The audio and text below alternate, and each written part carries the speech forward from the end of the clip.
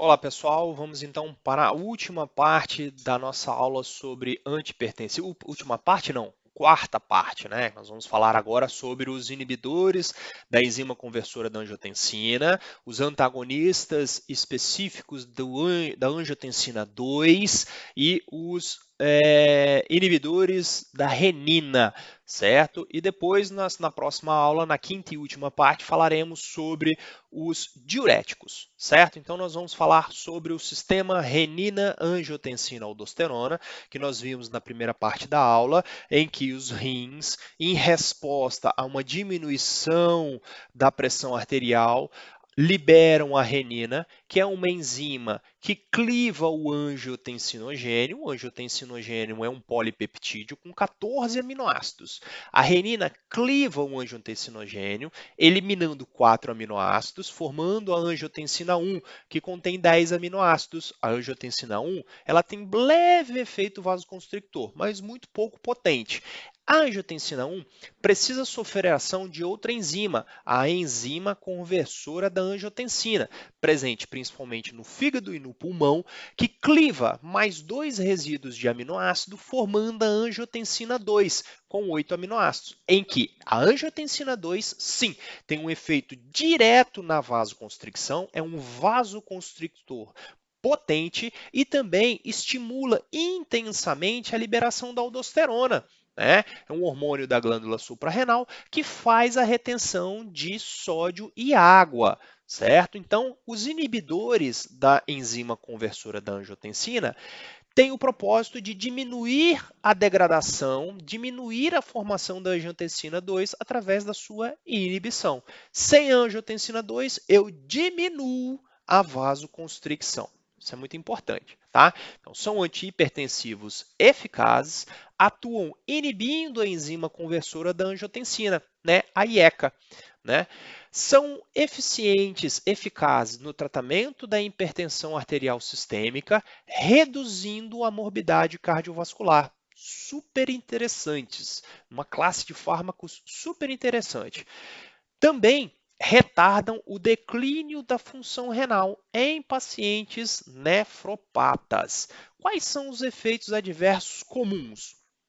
Normalmente, eles são bem tolerados. Porém, de 5 a 20% dos pacientes, dependendo da dose utilizada, podem desenvolver tosse seca crônica. Tá? Depois eu vou mostrar como que essa tosse aparece, certo? Outro efeito adverso comum nessas classes é a hiperpotassemia em diabéticos. Tá? Essa hiperpotassemia ela está presente em paciente diabético e precisa ser monitorada. Há casos em que a gente precisa trocar a classe, deixar de usar um IECA para trocar a classe devido a essa hiperpotassemia. É um problema também que ali na frente eu vou explicar por quê. É também um outro efeito adverso que precisa ser levado em consideração, contraindicado na gravidez, pode causar problemas ao feto, tá? No caso de gravidez, em que a mulher apresente hipertensão, nós utilizamos a metildopa, falei dela no vídeo número 2, tá? Sobre antihipertensivos, vai lá e dá uma conferida, tá? O emprego tem que ser cauteloso em pacientes, principalmente em mulheres com idade fértil, tá? Muito cuidado então. Tá? Então, como que é o efeito então dos inibidores? Ó, o angiotensinogênio sofre a ação da renina, formando a angiotensina, que sofre a ação da ECA, formando a angiotensina 2, que tem o seu efeito vasoconstrictor. Os inibidores, eles inibem essa etapa aqui, ó. Só que a enzima conversora da angiotensina, ela não é específica só como substrato da angiotensina 1. Existem outros polipeptídeos circulantes, como a bradicinina, que também precisam ser clivadas, precisam ser metabolizadas por essa enzima para produzir fragmentos inativos. Né? A bradicinina ela está presente na circulação, tem uma meia-vida muito curtinha, de 5 a 10 minutos, e ela atua também, dentre outras funções, como vasodilatador. No momento em que o paciente toma um inibidor da ECA com o propósito dos seus efeitos antipertensivos para inibir a formação da angiotensina, ele acaba também inibindo a decomposição da bradicinina. Ó. Com o aumento da bradicinina, eu estimulo 3 vias distintas que culminam no mesmo problema, a tosse.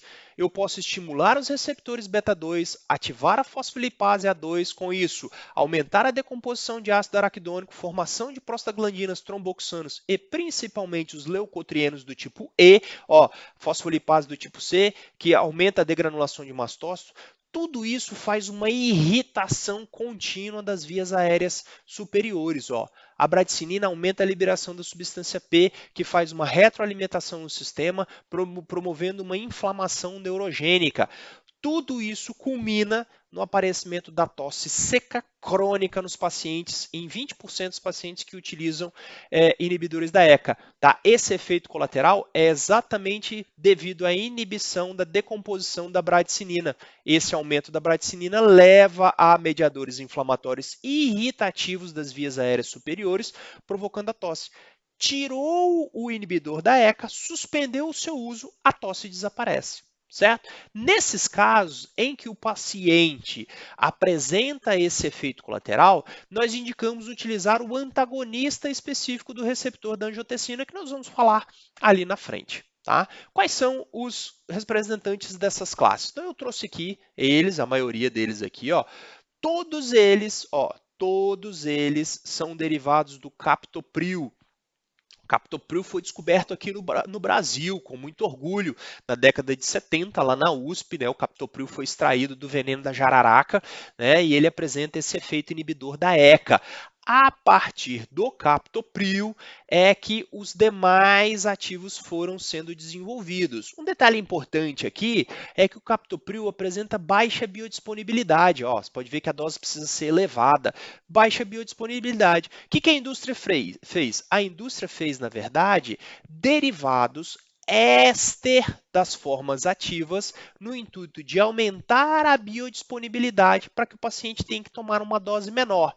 O exemplo aqui, o enalapril não é a forma ativa, ela é um profármaco, em que lá no fígado esse éster do ácido enalaprílico é clivado, liberando o ácido enalaprílico que apresenta a função inibidora da enzima a enzima conversora da angiotensina.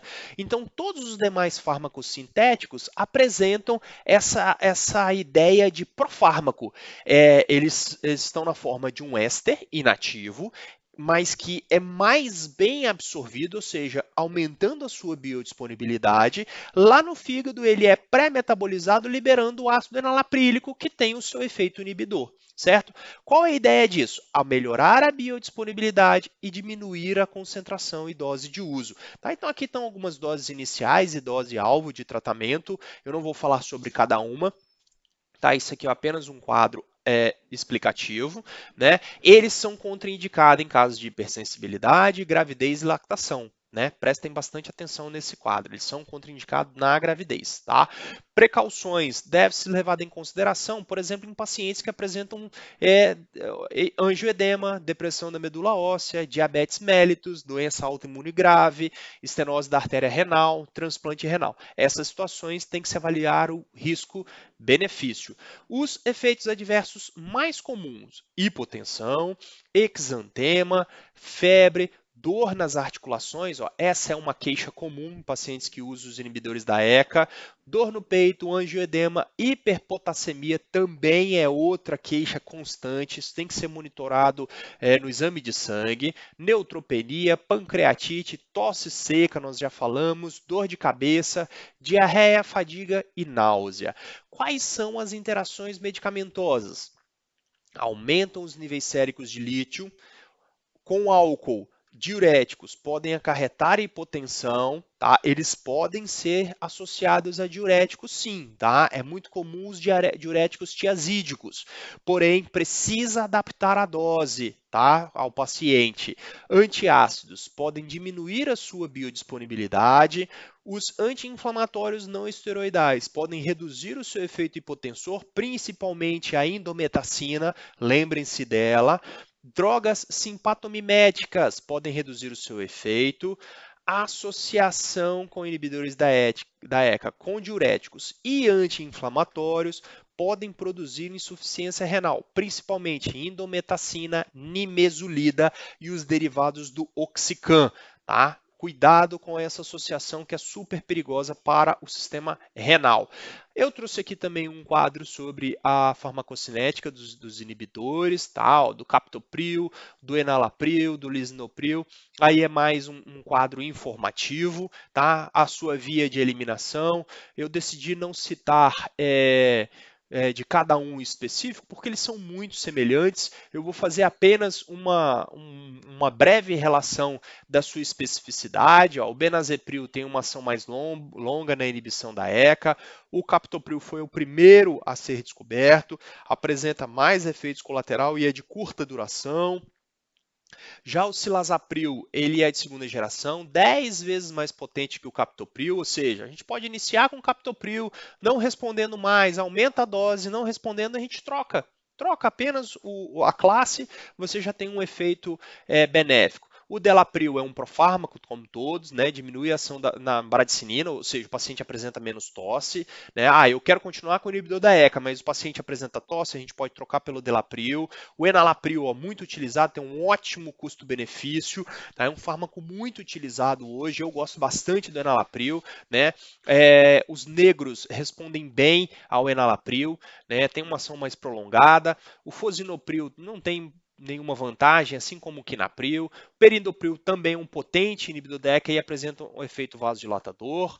O ramipril, gosto dele também bastante, porque a gente usa uma dose muito pequena, 1,5 miligramas, ele já tem um efeito muito semelhante aos do enalapril. O lisinopril também é bastante utilizado, é um derivado sintético, né? Esse daqui, no caso, já é o fármaco ativo, tá? Não é um profármaco. Então, tem as suas especificidades e aí vai da prática, da clínica, do trabalho de cada um, tá?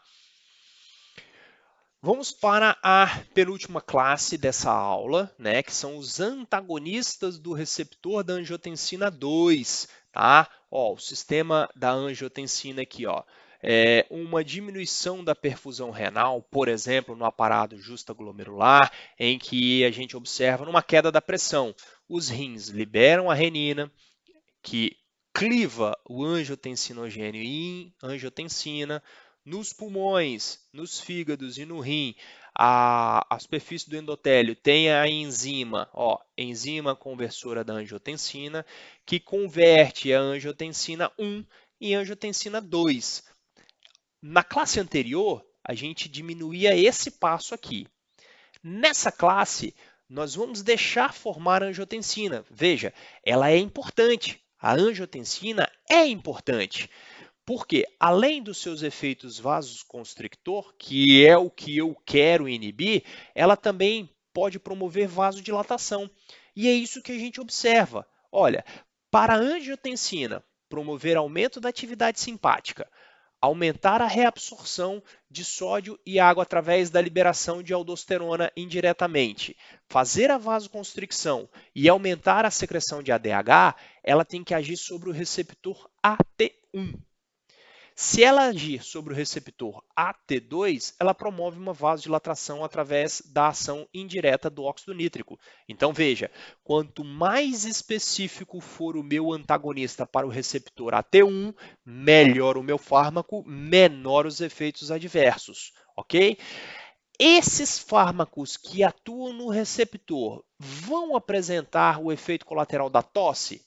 Um detalhe importante, não, porque a ECA continua funcionando normalmente. A bradicinina não aumenta na circulação, ela continua sendo clivada normalmente. Então, o paciente com tratamento com um antihipertensivo antagonista dos receptores AT1 não apresenta tosse como os inibidores da ECA. Ok?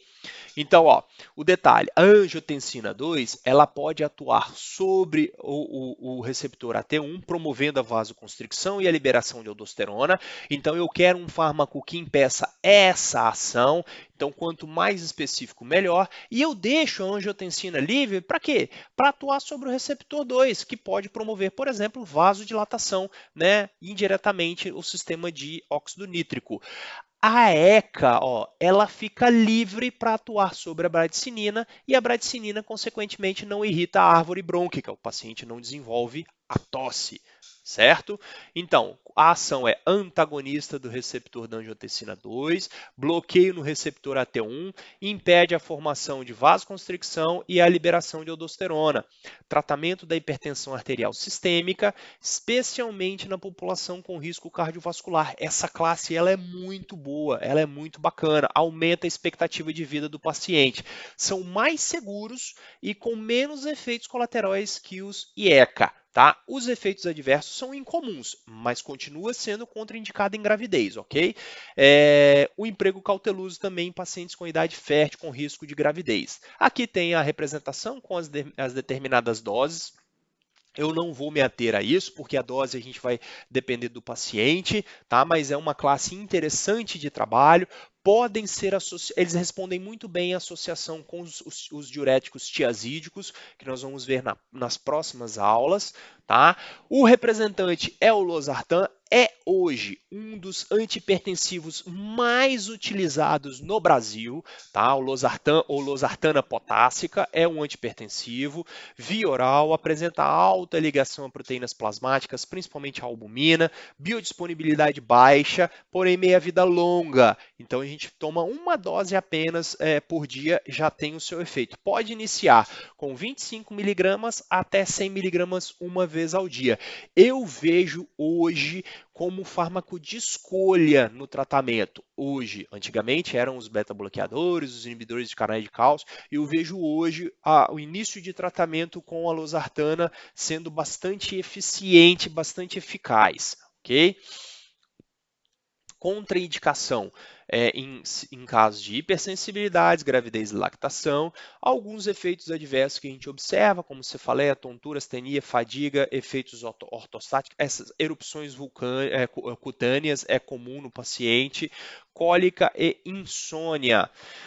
Trago também a candesartana, porque eu tenho uma boa experiência com ela. Ela é super específica pela AT1.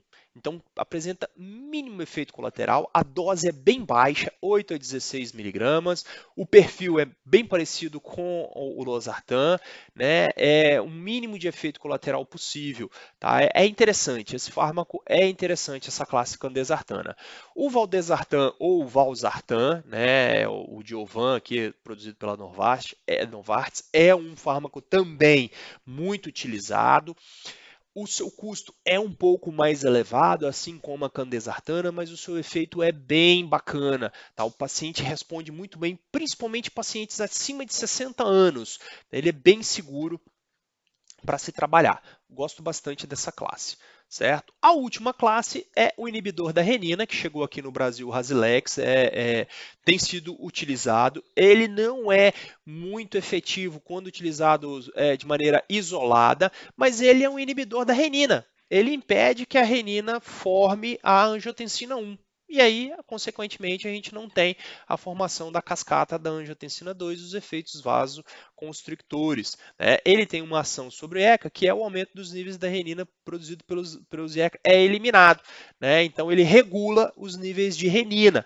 Então, isso é um importante. Tem sido utilizado como antihipertensivo. É o alisquireno, né, o seu princípio ativo. Está sendo introduzido aqui no Brasil lentamente. Certo? Então, quando a gente fala de hipertensão, qual que é o manejo com o paciente? Vamos lá, ó. Hipertensão de estágio 1, com risco cardiovascular baixo e moderado. Tratamento não medicamentoso. Então, ó, paciente, melhora a sua alimentação, diminui o consumo de sódio, emagreça, diminua o consumo de álcool, abandone o cigarro e faça exercícios físicos. E acrescente a monoterapia, tá? Pode começar com um diurético, como um inibidor da enzima conversora da angiotensina, você escolha, um bloqueador de canal de cálcio, um bloqueador de receptor da angiotensina, e não é muito recomendado o início com um beta-bloqueador. Então você começa com a monoterapia. Não atingiu as metas e os efeitos colaterais estão intoleráveis, por exemplo, a tosse no inibidor da ECA, aumenta-se a dose, associa duas classes, eu vou mostrar qual é a preferência daqui a pouquinho, ou troca a medicação, troca uma classe por outra. Não atingiu as metas, acrescenta outro antihipertensivo. Se o paciente já chega no estágio 1 com alto risco cardiovascular, estágio 2 ou 3, já entra com um tratamento não medicamentoso, mais combinações de 2 fármacos de classes diferentes em doses baixas e vai subindo a dose gradativamente até atingir o efeito que você quer. Pode associar uma terceira classe ou trocar as combinações, tudo bem? Vai buscando as combinações até você achar conseguir regular a pressão arterial.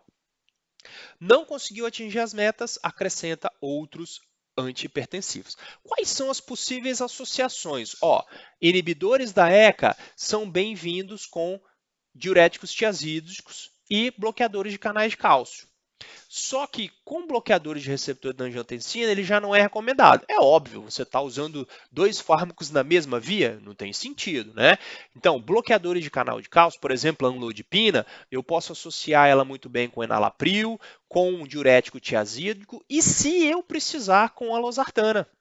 Posso ter 4 fármacos num caso mais grave, numa situação dessa daqui em que eu preciso adicionar outro antihipertensivo. Ou eu posso começar aqui com o diurético e ir acrescentando outros fármacos, por exemplo. Ou, por exemplo, um losartan com uma hidroclorotiazida, com um bloqueador de canal de cálcio. Já as associações com beta-bloqueadores ou os dilatadores diretos, nós vimos lá a hidralazina, nós vimos lá o minoxidil, já não são muito bem testadas, então a gente não tem essa segurança. Então eu recomendo fortemente trabalhar com esse sentido aqui, esse sentido que funciona muito bem, tá? Isso aqui é bacana. Gente, então a gente terminou aqui esse conjunto de 4 aulas, né? Na primeira aula nós falamos sobre o tratamento da hipertensão, na segunda parte nós falamos dos fármacos simpatomiméticos e na terceira aula nós falamos dos vasodilatadores diretos e agora nós falamos dos inibidores da enzima conversora da angiotensina e nos antagonistas da angiotensina 2. Na próxima, na quinta e última aula, nós vamos abordar só diuréticos, vai ser uma aula bem completa só sobre os diuréticos, ok? Dá um curte no vídeo, aproveita e se inscreva no nosso canal.